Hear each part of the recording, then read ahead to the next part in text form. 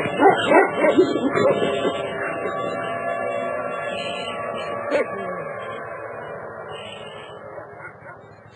listening to the Hour of the Time.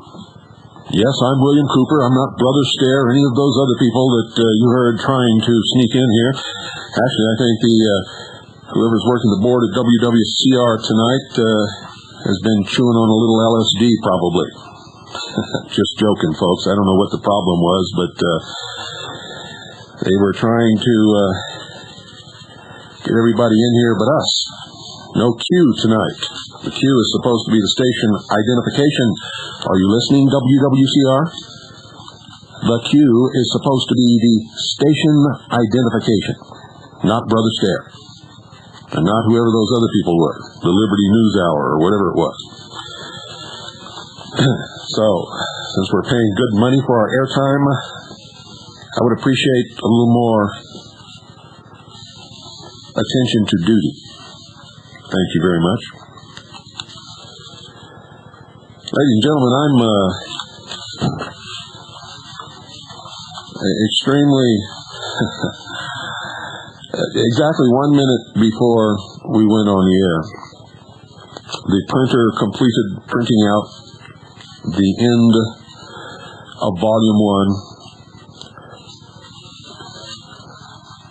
of the 15 chapters which cover only April the 19th, the bombing of the Oklahoma City Mira Federal Building. I haven't had a chance to read any of this.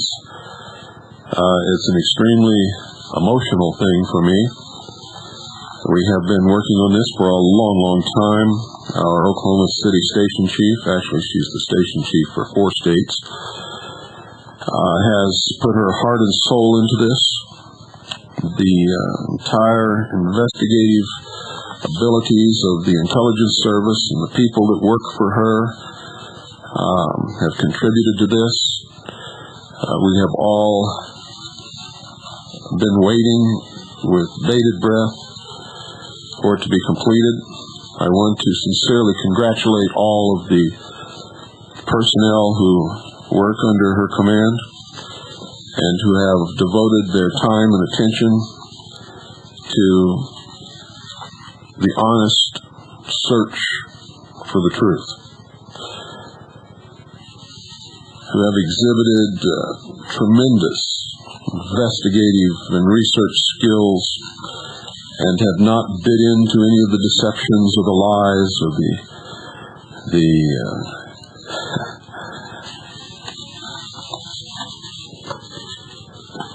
you'll have to forgive me, folks. This is it's sort of a I don't know how to explain how I feel. I'm sure that Ms. Moore feels probably much more about this than I do. But it is a completion of sorts. It is the only thorough, and I mean thorough, investigation that has been conducted by anyone of that day that is willing to tell the truth about it. Nothing is printed in this book that is not documented, sourced, and can be proven. Not just from one source, but from many. And the findings of the research will absolutely astound you. I want to present some of this to you tonight, and while the initial lead-in is playing, I'm going to try to find something to give you. I'm not going to give you much, because I can't, and this will be on its way to be edited and then typeset, and we expect the books to be rolling off the presses probably within 2 to 3 months. So hold your breath, cross your fingers, say a prayer, and make sure that you get your hands on a copy. Because, ladies and gentlemen, this is dynamite. and I mean dynamite. Remember, this is 15 long chapters that cover only April the 19th and no more. Subsequent volumes will cover the results of our investigation after that fateful date.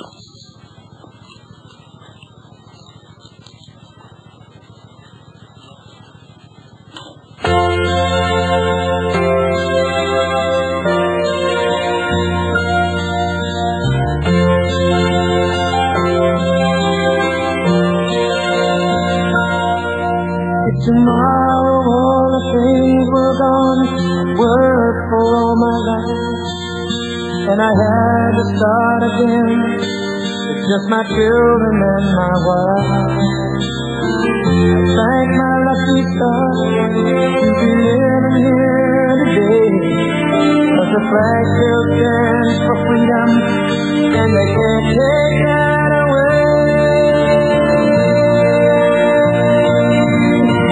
Proud to be an American, where at least I know I'm free. And I won't forget the men who died, who gave that right to me. And I'm happy to stand up next to you and defend her till today. But there ain't no doubt I love this land. God bless the USA.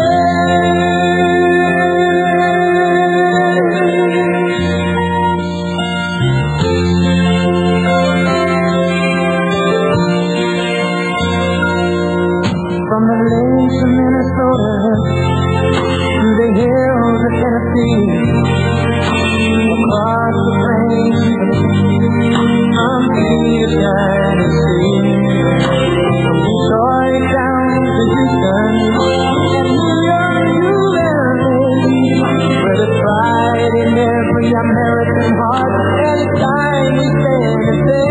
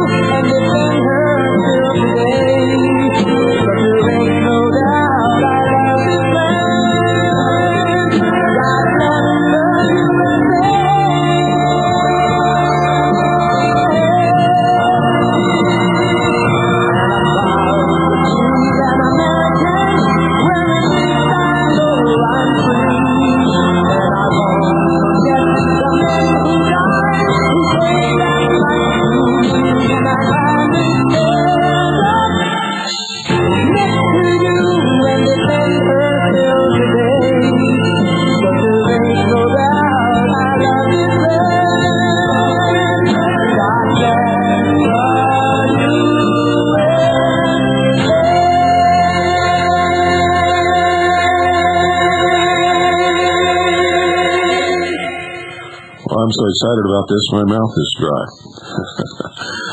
And no matter how much water I drink, I can't get it back in the proper way it's supposed to be. Michele, if you're listening, the last half of installment 1 did not come through. The rest of it, as far as I can determine, is here. So if while I'm doing this broadcast, you could resend break installment 1 into 2 parts and just send the last half, I would appreciate that. But don't do it until after the broadcast, because as you know, well, yeah, you can go ahead and send it on the internet, and after the broadcast, I'll bring it down. So, thank you very much. This work is incredible, ladies and gentlemen. It is, I am so extremely proud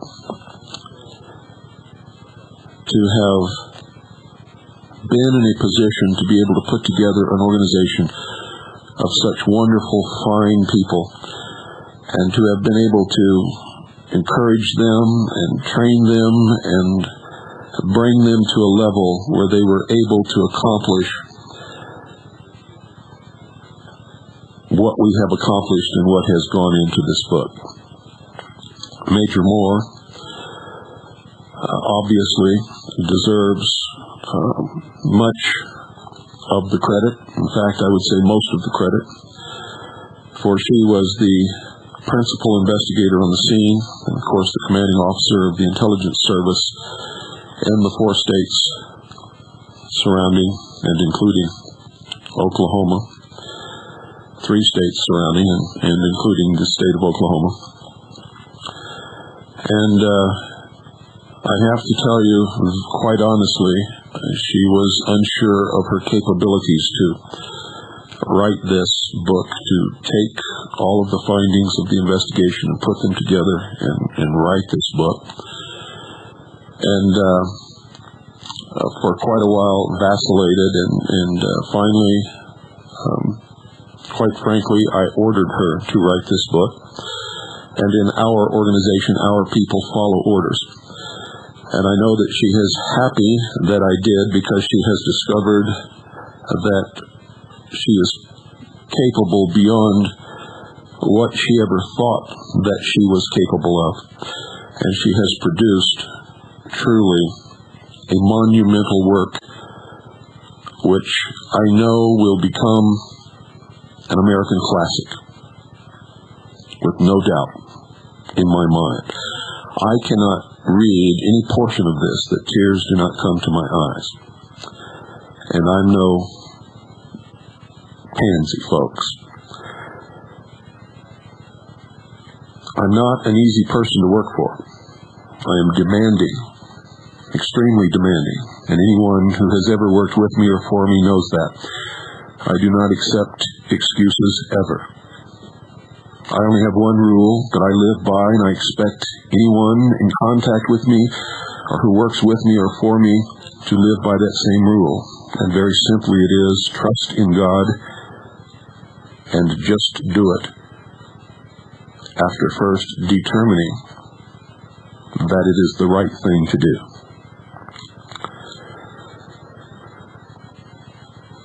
Work with us never stops. Never stops. And the day that it does is the day that we lose the battle.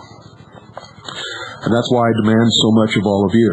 I will not accept laziness. I will not accept stupidity. I will not accept ignorance. I will not accept all of the excuses that people have been rendering up for all of the years.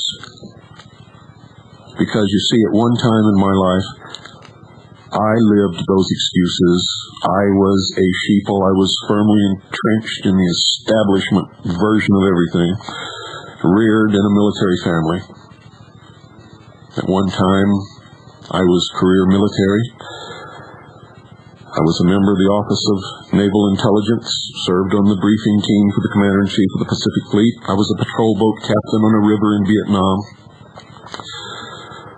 And I've learned from all of those experiences that we can never allow that to happen again. And because I am demanding, and because the people under me understand the situation that we are in, and they also are demanding upon their people and upon their families, we are able to produce much more than anyone in an investigative capacity in this country has ever produced. And we will continue, because that is our job. That is the task that we have been assigned.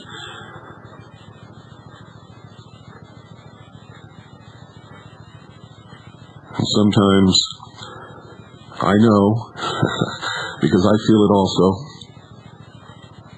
our people feel overly burdened. I know that they feel that they work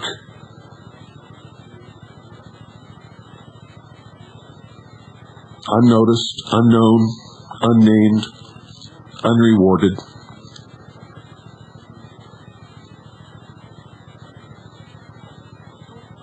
They're stressed,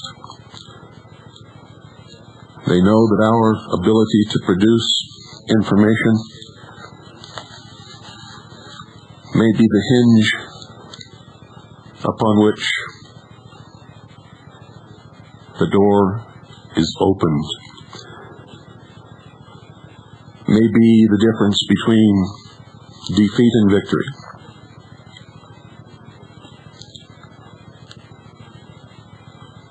But I know that someday, when it is no longer necessary that they work and produce unknown and unnamed and unrewarded, they will be brought out into public view. And if I'm still around, I will make sure that the world knows what they did and that they are named. And if I'm not still around, I have made sure that whoever succeeds me will take care of that task. For I can assure you they deserve recognition beyond what they will ever get, even when that happens. Some of these people take incredible risks, ladies and gentlemen. And I can't tell you much more than that without increasing their risks. But I believe that once you obtain this book and read it, and the succeeding volumes, and the other works that we are in the process of producing, and those of you who read it and understand it will also be amazed at the abilities of our people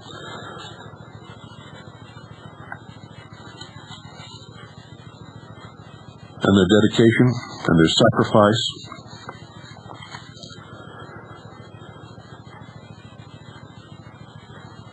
And I think that so many people will eventually possess this book and read it that without making themselves known, they will bask quietly in the glow of success.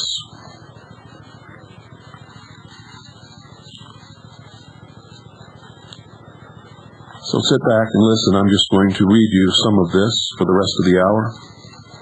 And then that's all you're ever going to hear about this book on this broadcast until it's printed, bound, and ready to go out. So, start putting aside a little money now. 10% of all the sales will go to Michele Moore as the author, as her royalty, so to speak. A portion will go into the operating fund of the intelligence service.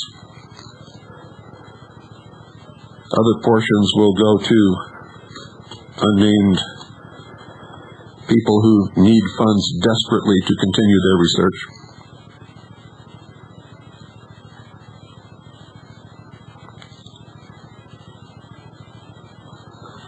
And we have not yet set a price on this book, but as soon as we do, I will let you know, and as soon as we're able to take orders for the book, we will begin to do that. But not yet. I'm going to read you as much of chapter 14 as I can during the remainder of this hour, ladies and gentlemen. So, make sure that you're in a position to hear and listen carefully.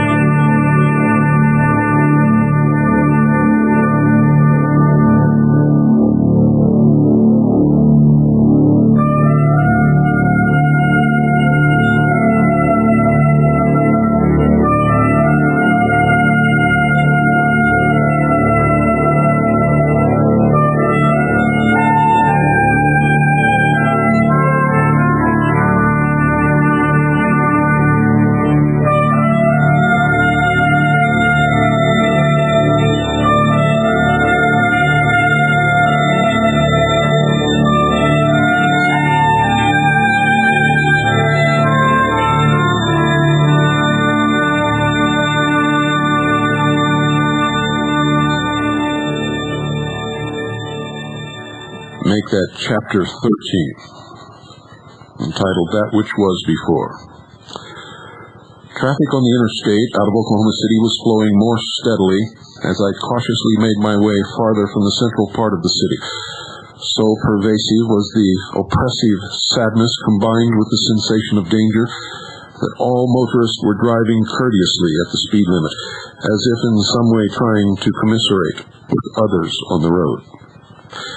As any professional trucker can attest, Oklahoma City has always been known as Zoom City by CB radio enthusiasts. Traditionally, the highway traffic speeds along at a minimum of 10 miles an hour above the legal limit at all times in all weather. But these were unusual circumstances. It seemed inappropriate, almost rude, to drive with the typical devil-may-care attitude normally demonstrated by most motorists. The need to express sympathy, care, and concern, even non-verbally, was demonstrated in the most remarkable ways. The headlights of mourning, the observation of the speed limit, and the considerate manner in which motorists allowed merging traffic to enter the highway. A most unusual phenomenon, all evidence of the public reactions to the shock and sorrow of the day. It would be good to be home again. I was feeling very much in need of the support and affection of my family. During my journey home, I began planning the report I would soon be preparing for my commanding officer, William Cooper. Twice during the drive, I pulled off under the shoulder of the highway to quickly jot down notes about situations and conditions which I felt might be of importance. So many things had occurred during the day that I didn't trust my memory to recall every significant thing. I wasn't sure at that moment what was important and what was negligible. I knew that I was flying blind and decided that the best procedure was to report everything that could be publicly known at the time and let the experts sort it out later.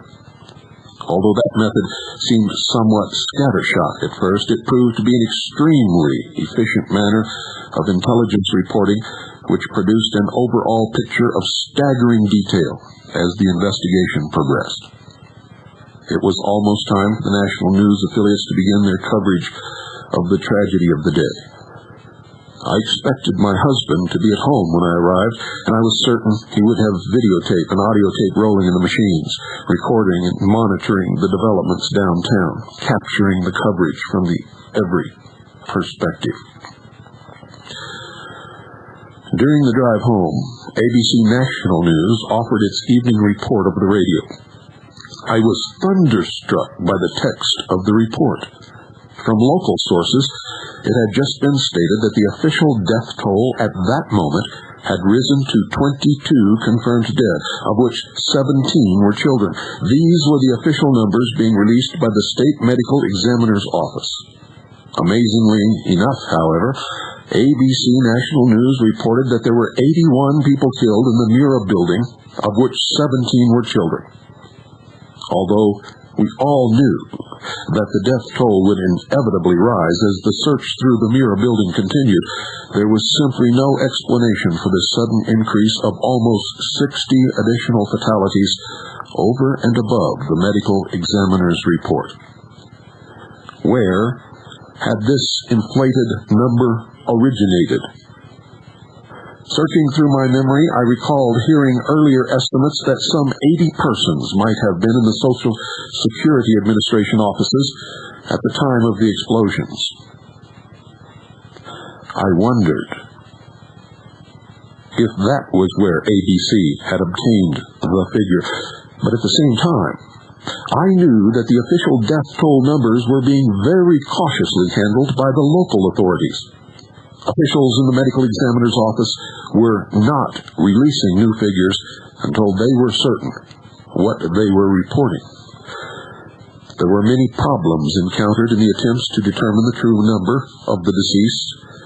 The absence of recognizable facial features and identifying body markings was only one difficulty. Another major obstacle was the incredible number of severed body parts which were found inside the Mura building. These body parts and tissue samples were ultimately subjected to intense medical scrutiny and testing to determine if there were other recovered human remains to which the parts might belong. Assistant Fire Chief John Hansen wrote in Oklahoma Rescue, "In determining the numbers we would release to the public, we were very careful. Above all, we wanted to avoid compounding the situation with unjustified numbers. We made a conscious effort to be accurate in the numbers we released. In the aftermath of this tragedy, with so many rescue workers moving around in the disaster area, it would have been easy to double and triple count people. After careful planning, we determined that the official count of the deceased would be based on the actual number of bodies turned over to the medical examiner." Assembling the statistical data was extremely time-consuming and labor-intensive.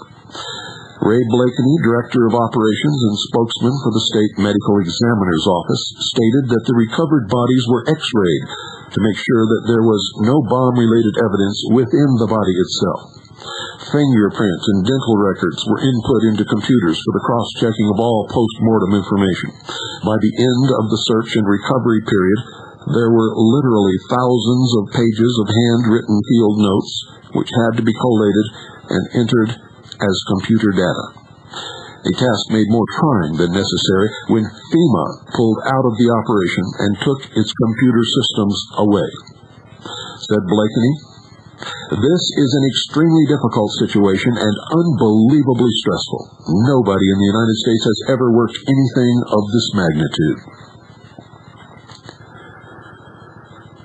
10 months after the bombing, the medical examiner's office reported that there were still over 80 unidentified body parts and tissue samples for which there was no corresponding match with any other deceased victim. The identity of the persons whose parts were found may never be known, and it is most peculiar that no family members have ever come forward claiming that their loved ones were never recovered from the building. At one time, a common tissue burial of these severed parts was discussed by officials, but the burial was delayed pending the trial of the bombing suspects.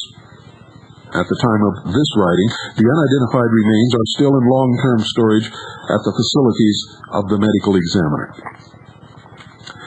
There was something vaguely familiar about the death toll reported by ABC News. I could not quite find the correlating memory of 81 dead, 17 children, but I knew that I had heard it before.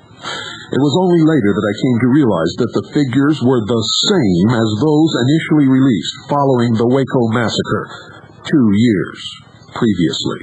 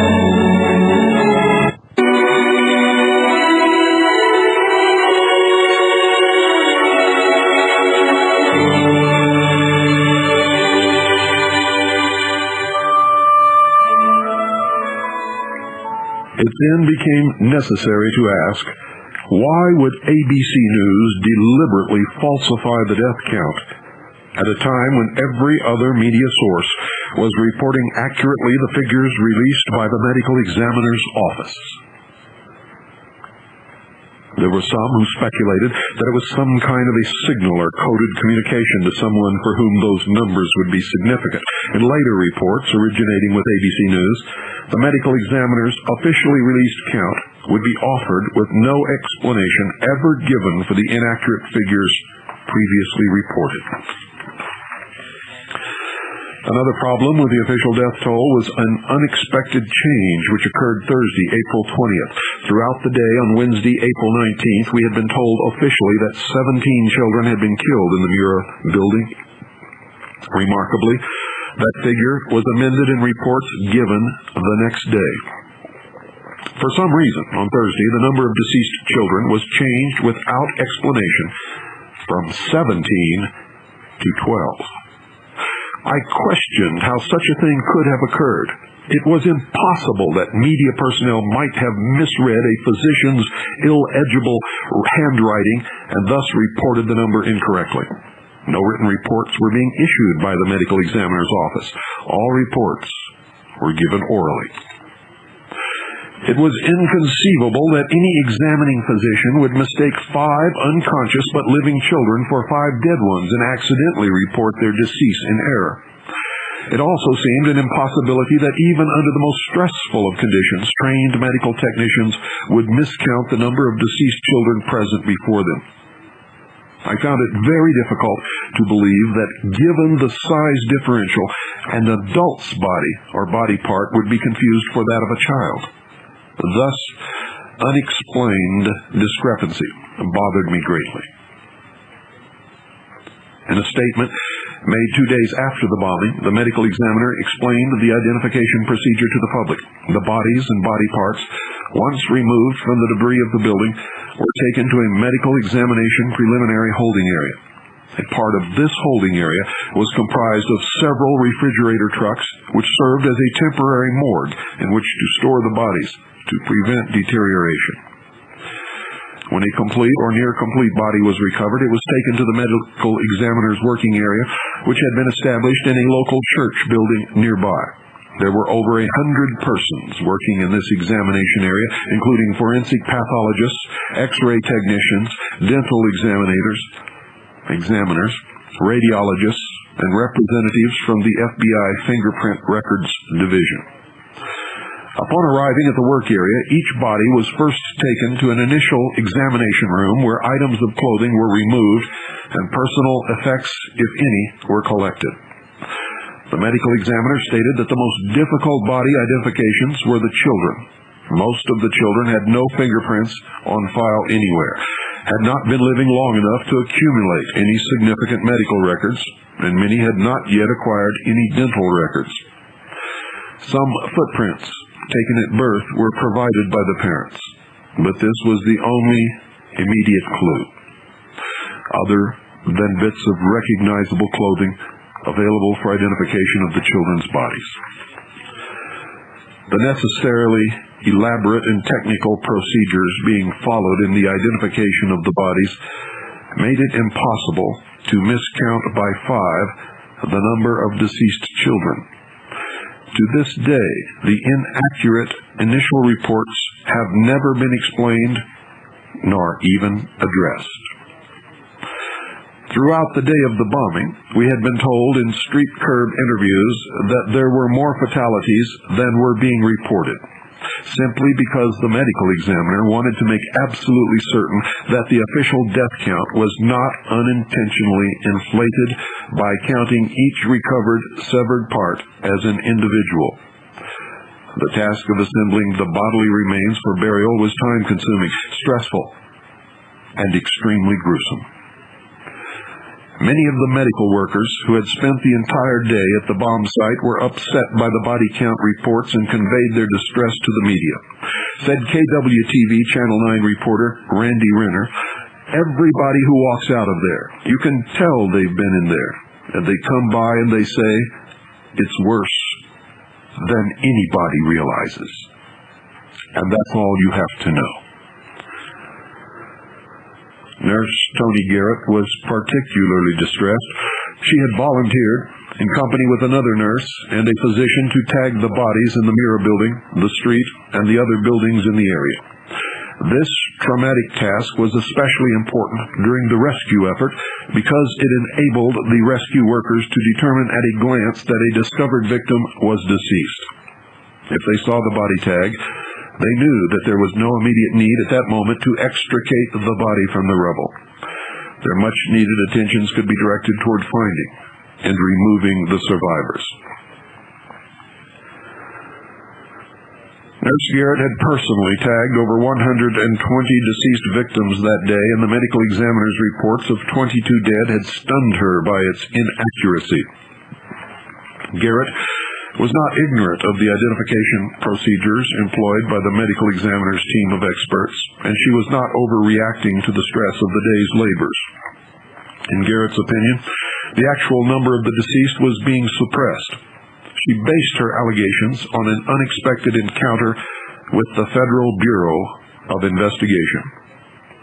Toni Garrett and her husband Earl told their story in private interviews conducted by Chuck Allen. Toni's narrative begins during the late afternoon of April 19th, when it had been determined that there would be no second wave of injured in need of treatment by the medical personnel. Nurse Garrett began the narrative, and her husband Earl interjected comments during her statements. Said Toni, "My husband and I had gone down to a triage center that they had set up at 5th and Oklahoma Street.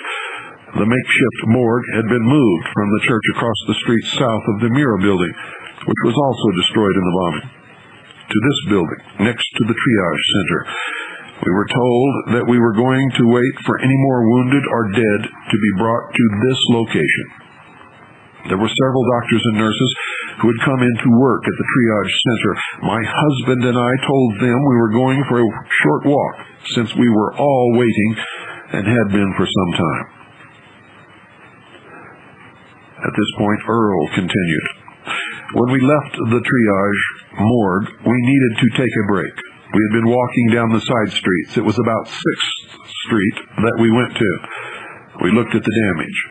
There was damage all the way over on Oklahoma Street. The Oklahoma Publishing Company had their doors blown out. Suddenly, cars started pulling up. They were all federal agencies. You could tell because they were getting their jackets out that said FBI and ATF and everything. I think they were wiring in a command center because there were the phone people there and the cable companies and so forth. They acted like it was just a drill, like it was no big deal. They were kind of joking around and all that kind of stuff. I made a comment to Toni. I said, I can't believe they're here and acting like nothing has even happened, like it's just another drill. They acted like it was no big deal. Said Toni, when we left to take a break, the doctors and nurses were busily working, trying to get the cots set up and get the IVs set up. When we got back, the news media was there, and I was upset about the fact that they were not giving the true body count. I was being interviewed by a lady from TBN, Trinity Broadcasting Network. I told her that I was highly upset because the news media and the information they were being given was not accurate information. There were many more bodies than what they were saying on the news media and releasing at the time. I had tagged over 120 bodies myself during the day.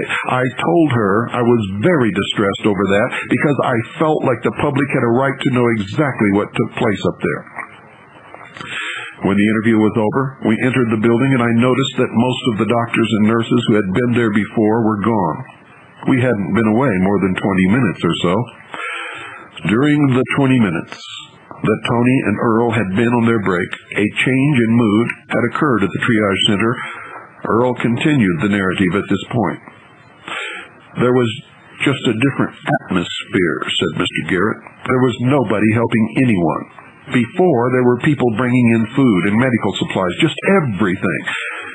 When we came back in, there was a cold, callous atmosphere. I found out later that the FBI had taken over, and that changed everything. They, the FBI, didn't like that Toni was being interviewed by the media. An agent walked up to me and said, "Do you know her?" I said, yes, she's my wife. He said, what is she doing? I said, she's kind of upset because they're trying to keep the body count a secret. The man turned around and walked away from me. I found out later that they were federal officials. They then spoke to my wife. The FBI told TBN to shut their cameras off. The gentleman was questioning me at the same time that Tony was being interviewed by TBN. I saw these two men walk up to her, and they had been talking to the agent who had been talking to me. Another agent came back up to me and said, do you know her? Pointing to Tony. I said, yes, she's my wife. He said, what is she? I said, well, she's been down here all day trying to get people out of this building and help people. He turned around to his friend and said, well, we need to get her out of here. Tony then told me that the agents had told her that the FBI was taking over and all of us could get out. They told us to keep our mouths shut. Nurse Garrett continued the statement at this point. I had had no dealings with the FBI, ATF, or Secret Service prior to the bombing.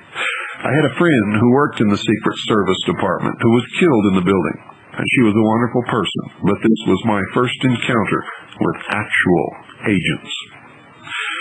When they came over to me, one of the agents was very pompous and arrogant about asking me who I was, what I was doing there, if I was a civilian, where I worked, and what my name was.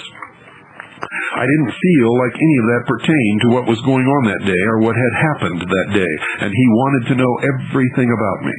Since I didn't feel that it was important, I just told him that I had been down there all day and had done what needed to be done. It was just hard for me to be down there and see what went on, knowing what went on, and none of it was portrayed accurately by the media. He said, well, we're down here now, and we're taking over the building. It would be advisable and recommendable that you keep your mouth shut. The questions raised by the Garretts concerning the inaccurate body count remain unanswered to this day. No explanation has ever been given for the FBI's insistence that the Garretts keep their mouths shut about the issue. In addition, there has never been any move on the part of the medical examiner's office to increase the official death toll to include the over 80 remaining body parts and tissue samples held in storage, and the full disclosure of the circumstances surrounding the exhumation of the body of victim Lakeisha Levy to remove one of the legs which had been buried with her, and to replace it with what had become known as the mystery leg, a situation which changed the official death toll months after the bombing, is a matter for close examination in another volume of this narrative. Suffice it to say that on April 19th, the death toll was still climbing. The number determined by members of the medical community involved in the body count was 6 times the number officially released by the medical examiner's office, and the FBI was telling medical personnel to keep their mouths shut about what they knew. The incorrect body count was but one inaccuracy of many that day, deliberate or otherwise. Of all of the mainstream broadcast media, only ABC News had released a death toll different from the medical examiner's official number. As the national media began to take over the airwaves during the dinner hour, the seeds of disinformation which had been planted by federal authorities at the 5 o'clock press conference took root and became the sprouts of the, quote, official story, end quote, which would now be presented as absolute fact to an unsuspecting and uninformed public. ABC News was not the only national syndicate to make something of a spectacle of itself. CBS News began an encounter with the citizens of Oklahoma City, which to this day is still spoken of with disgust. This incident has become by a byword whenever one wishes to refer to someone who insults from a position of arrogance and ignorance. This situation began with the arrival of a limousine in Satellite City, from which emerged none other than Connie Chung, now former co-anchor with Dan Rather of the CBS Evening News. During her live broadcast, Ms. Chung managed to alienate and anger the entire city. If Ms. Chung had simply experienced a momentary lapse of poise, all would have been forgiven, and the incident would never have acquired the notoriety it soon achieved. If she had simply misspoken, no one would have been upset. But four times during the CBS evening broadcast of April 19th, Ms. Chung put her foot firmly in her mouth and chewed vigorously. In each instance, the officials to whom Ms. Chung was speaking felt obligated to politely cover for her obvious lack of understanding of what had occurred in Oklahoma City that day. To the people of the city, it appeared that Ms. Chung was decidedly lacking in manners, and they applauded the courteous responses given by our local officials to her thoughtless questions, and the discreet manner in which they tried to divert attention away from her public display of ignorance. To Mayor Ron Norig, Ms. Chung asked, quote, "Tell me, Mr. Mayor, is your city able to handle this? I mean, it's an extraordinary event." Major Norig replied, "We are handling it. We have a very well-trained police and fire department, and we have trained for emergencies such as this, hoping that you never have to use it. We have a very good medical system here, and it came together very, very quickly. We have a lot of fire personnel that are still in the building. It's a very dangerous situation because the 9 floors are collapsed down, basically down like an accordion to the bottom. They're trying to go through the rubble to make sure that the building itself doesn't collapse and catch some of the rescue workers. But yes, I think we're well trained, and I appreciate the support we're getting from all around the country. We've had many calls from a lot of mayors and people in emergency services wanting to help." To Assistant Fire Chief John Hansen, Ms. Chung remarked, "Can you handle this? Can this fire department handle this? I know you're doing a great job, but it's extraordinarily difficult." John Hansen patiently explained, "We've got our friends from all over the state. Fire, emergency, medical, state police are in here helping us. It's a team effort. It's not just the Oklahoma City Fire Department. It's the metropolitan area fire departments. We've got fire department people here from Tulsa, Stillwater, Oklahoma. So with their help, we're able to rotate people and pretty well take care of the whole week. We're limited on how many people we can put in the building because of the weight of the rescue equipment that we bring in and because of the building itself." In a somewhat condescending, lecturing tone, Ms. Chung continued, "But it also occurred to me, you have to have these investigators, these bomb investigators, sifting through everything, and if you have rescue workers moving critical evidence away, isn't that part of the problem?" "Oh, yes, ma'am," replied Hansen. "We're not moving anything that the FBI or the ATF believe to be evidence. We'll find another way around that. With the team effort inside, we have firefighters, we have the FBI, ATF, bomb squad people. We're going in together, kind of a unified search, so those representatives can take care of those things those individuals need to, all systematically, all working together." Not seeming to know when to quit, Ms. Chung continued her pedantic lecturing. "As you well know, in bomb investigations, there is a signature. If you can find just a little morsel of information, of metal here, a shard there, that can be critical." Without only a hint of impatience, John Hansen answered, "Yes, ma'am. That's why we're being very cautious in our rescue efforts to preserve the scene and not move anything that our friends of the FBI or the ATF would need to convict the people who did this." Later in that same interview with Assistant Chief Hansen, Chung asked, "Do you know if your hospitals are able to handle all of those who are injured?" Ever long-suffering, Hansen explained, "Yes, ma'am, our hospitals, their emergency plans were tested today. They worked very well. And again, in Oklahoma City, we've got a number of very competent hospitals in close proximity to the downtown area, and their emergency rooms were able to handle the number of people."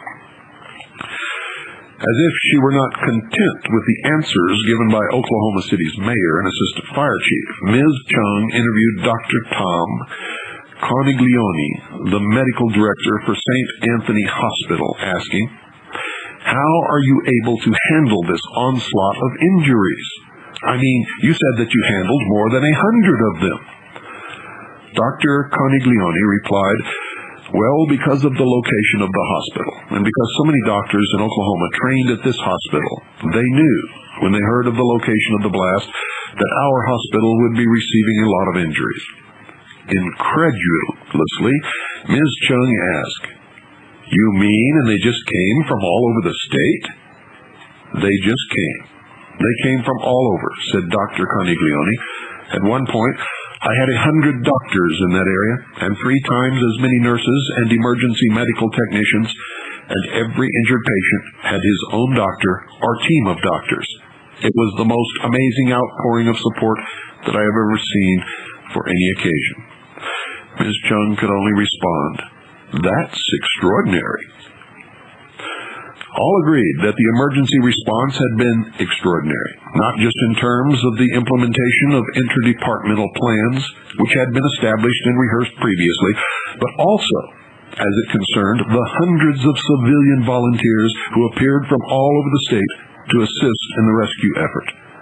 At the same time, all agreed that it was simply the right thing to do. In that respect, it was not so very extraordinary at all. It was just the natural response stemming from the kind of people that we are. Again, Ms. Chung's questions and comments were viewed as something of a personal insult to the entire state. It was never known if Ms. Chung had imagined Oklahoma City as a town of rutted red dirt roads, swinging saloon doors, clapboard houses, and sod-roofed schools with cattle meandering along metropolitan area streets. But the impression made upon the citizens of Oklahoma City was that Ms. Chung must have considered us a primitive, uneducated, and unsophisticated lot, and may have been somewhat shocked when she did not find bucket brigades, steam-powered mule-drawn fire wagons, and doctors treating the injured with leeches and magical amulets. Needless to say, all were highly offended. During the days which followed, the public outcry against what appeared to be blatant arrogance grew in intensity. T-shirts began appearing throughout the city with anti-Connie Chung slogans, anti-CBS slogans, and the inevitable photograph of Ms. Chung over which was superimposed the universal no symbol. Assistant Fire Chief John Hanson wrote about what became known as the Chung Incident in his book, Oklahoma Rescue. When Connie Chung asked, "Can you handle this?" my initial reaction was certainly surprise, because that's exactly what we'd been doing, and doing well since 9:02 a.m. I had done dozens of interviews by that time, and no other member of the press had questioned our ability to deal with the crises. I didn't really take offense. I simply answered what seemed to be a silly question as politely as possible. After all, the community had endured with the bombing itself, and after pulling resources and personnel together to meet an overwhelming need, this high-handed treatment by Ms. Chung was intolerable. Letters to the editor of the local newspapers raged at her elitism and lack of compassion. All remarked that if there had been the slightest indication that the manpower, equipment, and facilities available had been inadequate. Excuse me, ladies and gentlemen.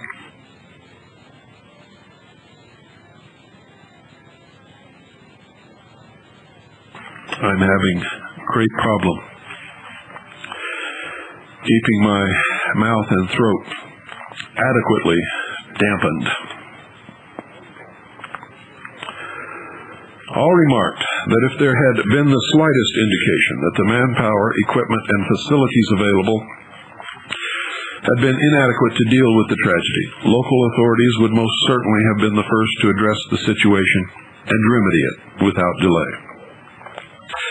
Assistant Chief Hanson wrote, "I had no idea at the time that her doubts about our department would so deeply offend many of my fellow Oklahomans and even the rest of the nation.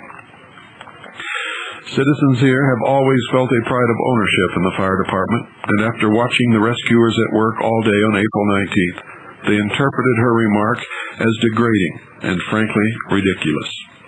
The anti-Connie Chung t-shirts that showed up on the streets downtown sent a message to CBS that the problem wasn't going to go away easily. Apparently, she felt it was her responsibility to ask me what she believed were tough questions. I saw the public get tough as they responded to her question with a huge outpouring of support and respect for the firefighters searching for survivors. Although CBS arranged another televised interview during which Connie Chung spoke once more with Assistant Chief John Hanson and apologetically tried to put the matter to rest, the resentment ran too deep to be wiped away by this awkwardly staged and obviously contrived reconciliation. On Saturday, May 20th, 1995, Connie Chung's contract as co-anchor of the CBS Evening News was terminated. Good night, ladies and gentlemen. Major Michele Moore, you have done a remarkable thing. And from my heart, I thank you. And God bless each and every single one of you.